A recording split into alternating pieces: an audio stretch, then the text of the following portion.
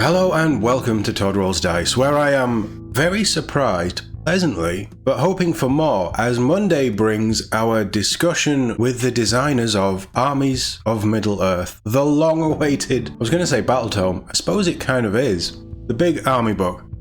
The third one to complete the trilogy of army books, and the one that will hopefully unlock all of the fun things that you can do in Middle-earth strategy battle game. So I'm really looking forward to this one. I've been looking forward to this book since the new edition dropped. That's how long I've been waiting. Like many of you all, and I think that there's been a lack of interest in Middle-earth since the new edition came out, partly because of the War of the Rohirrim didn't really live up to what we hoped they would. Even by Hobbit standards, it just didn't hit the mark. But also from the miniatures range. If you solely focus on the films, because they had to, that's not Games Workshop's fault, that was the licensing deal, you lose so much character and so many individual armies, let alone units that can bolster and fill in a lot of the weaknesses of some of these armies. So while quite a few factions, Gondor, Rohan, Moria Orcs don't really get anything new, they get a few bits. Mordor Orcs, you can do a really nice film-based Mordor army that probably has some of the best units that they offer in the anyway, but elves were just gutted. Dwarves were pretty much gutted because they don't really appear in the film outside of the characters that you know. There's a lot of the evil factions. Easterlings basically went. Corsairs of Umbar. I don't think they lost anything actually, because they do have like a 5-minute scene, don't they? Rune lost a hell of a lot. So many people who got interested in this game and branched out and found an army they loved that isn't represented in the films, is a big thing in the books, just disappeared. And what are they going to do? They're going to sit around and they're going to wait. Finally, that wait is over. It is ready to venture back into Middle-earth with the Armies of Middle-earth designers' notes, discussing the new profiles. The new edition of the Middle-earth strategy battle game is in full swing. Well, not yet, technically. Hosts have been mustered, collections have grown. No, a lot of them have been out of stock. And numerous events have been played across the globe. That's true, I'll give them that. Fans have been eagerly awaiting the arrival of the third supplement. Oh, you're calling it a supplement? Armies of Middle-earth, which is up for pre-order this weekend, along with a whole host of returning and some new Middle-earth miniatures. Lead designer Jay has taken some time to discuss the most interesting changes to the profiles therein.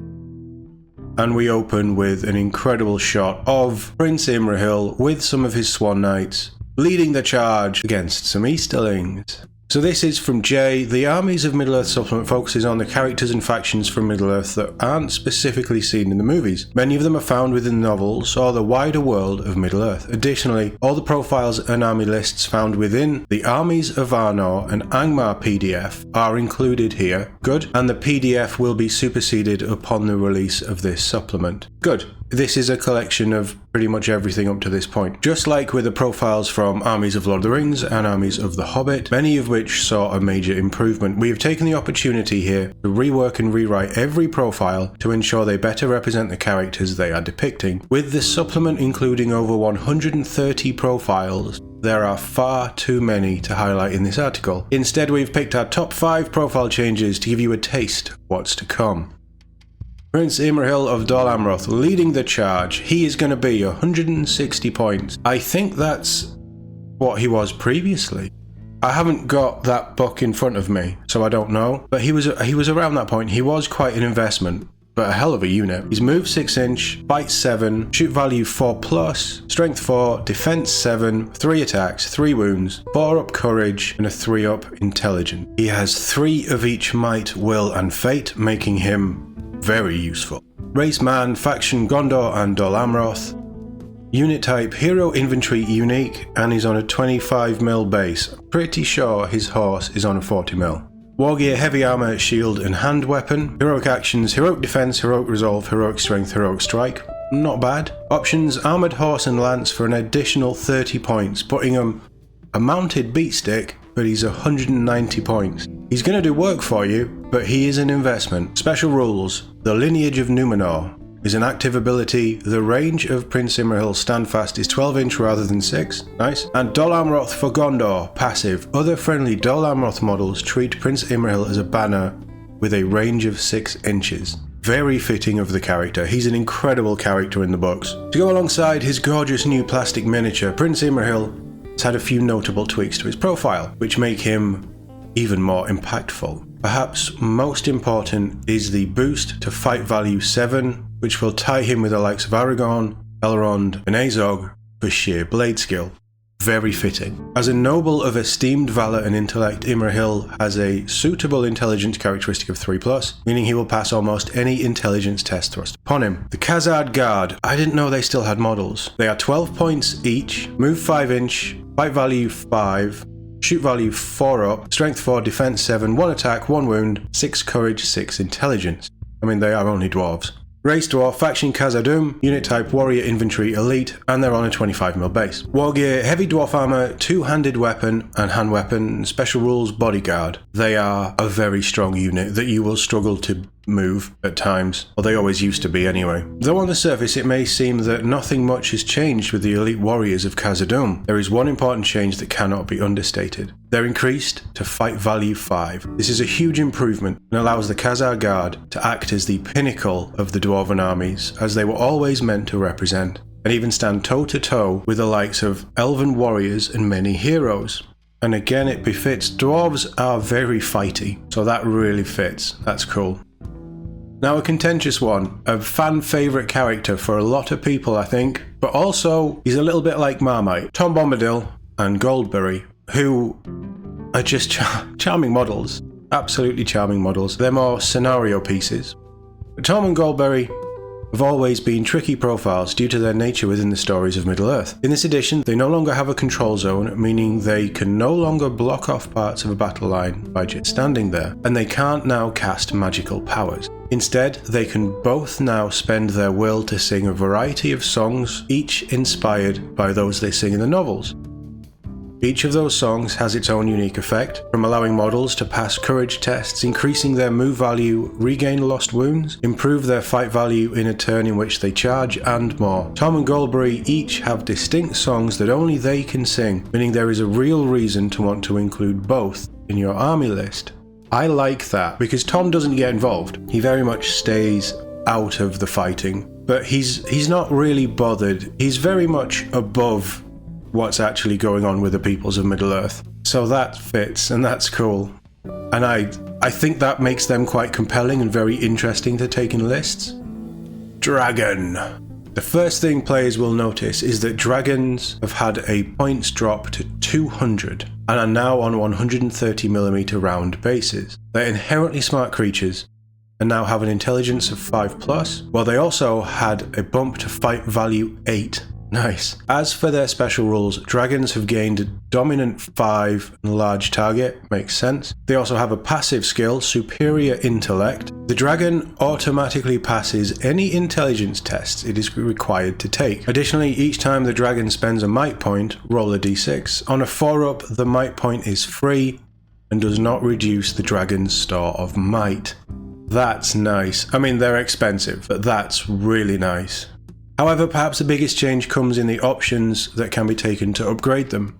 Fire Breath no longer requires a will point to use. Worm Magic now grants the foil magical power in addition to its previous effects, and there is an entirely new option, Superior Intellect, which allows the dragon to automatically pass any intelligence tests. What's more, every might point you spend is restored on a 4-up, so 50-50 chance it's free. The Black Dragon Warriors.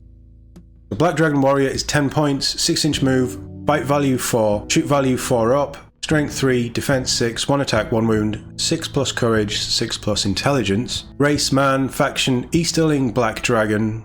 Unit type Warrior Infantry, base size 25mm. Wargear, Heavy Armor, Shield and Hand Weapon. Options: a Black Dragon Warrior may have one of the following options for the listed points cost. So you can exchange the shield for a banner for 25 points, that's fairly standard with these types of infantry, and you can give them an Easterling Halberd for 1 point, which is nice. Definitely worth considering. We have 2 special rules. The first one is an active ability, Phalanx. A model with this special rule can use a pike and a shield at the same time without penalty. Additionally, should an infantry model with this special rule lose a combat, up to 2 friendly models with this special rule can make way instead of 1. Quite nice, and that gives you a little bit of battle tactics, I suppose, as well. Very nice. And Warrior of the Dragon Cult is a passive ability. This model may only be included in the warband of a Black Dragon hero. Additionally, whilst within 3 inches of a Black Dragon hero, this model gains a bonus of +1 to their fight value, so up to 5, making them much more elite. It's quite nice. Black Dragons have their own profile, rather than being an upgrade to standard Easterling warriors. They still possess the Phalanx special rule and have access to Easterling halberds and can even take a banner if they wish. They also possess the Black Dragon keyword, which is important as their Warrior of the Dragon cult special rule means that they can be taken in a warband of a Black Dragon hero, such as Amdo, the Dragon Knight, or the mighty Dragon Emperor himself. It also means that they get a bonus of +1 to their fight value whilst within 3 inches of a Black Dragon hero, taking them to an impressive fight value of 5. Easterlings have always been a tricky army, I think. They're stunning models. When they're painted up in the red and gold, they look amazing. Even the metal models are stunning. They have some really fun heroes, some really nice extra bits. I'm hoping that they're really gonna get a bit of a resurgence now that this army book's coming out and we've got them back. Of course, these are just the profile changes. There's also plenty of new army lists allowing to field your models in new ways, each with their own special rules to evoke the alliances and battles they're representing. Come back later in the week for more previews. Awesome. And the star on the dwarf was in fighting ability, of course, not in height. They're just making a joke because dwarves are short, you know. Get them a box, it'll be fine. So they haven't looked at what I want them to look at, which is fine. It just means that when we pick up the book, I'll have a nice surprise dissecting the Rangers profiles. Prince Imrahil, and it's nice that we're getting the full Prince Imrahil. That's a nice profile. That is pricey, but he's going to do wondrous things on the charge. Him and his Swan Knights are going to be vicious. Khazar is nice. Like I say, I forgot that they were a thing, but that's good. They're not bad models either, actually, if I remember rightly. I like that they've, instead of removing Tom Bombadil and Goldbury, they've actually gone, right, what do they actually do? What represents them as characters? And this is what this edition of Middle-earth has done really well. They've actually looked at the lore of characters, their intentions, how they interact with other characters in the story, and tried to make rules that fit that. And they're basically just 2 buffing units. Sounds like you can take them separately if you want, but taking them together, maybe at a points discount or something, potentially. But that sounds really fun and interesting. And I think if the buffs are quite good and they're quite nice to get off, you may see them on the table. Dragons are just cool. Superior intellect is a very nice skill. I mean, even if it was just passing intelligence tests would be okay.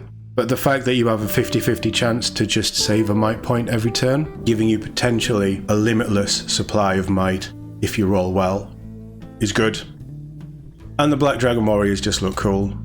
They're pricier. I'm not 100% sure what an Easterling is at the minute, but they have some interesting rules. Phalanx is nice, Dragon of the Warrior Cult is really nice, and you probably would be taking them as a kind of bodyguard unit to these bigger characters. Really cool, and I'm looking forward to whatever the previews are later in the week. We will be covering them on the channel, but let me know what you think. Standout is Prince Imrahil. Not only is he an incredible model, his profile looks really good.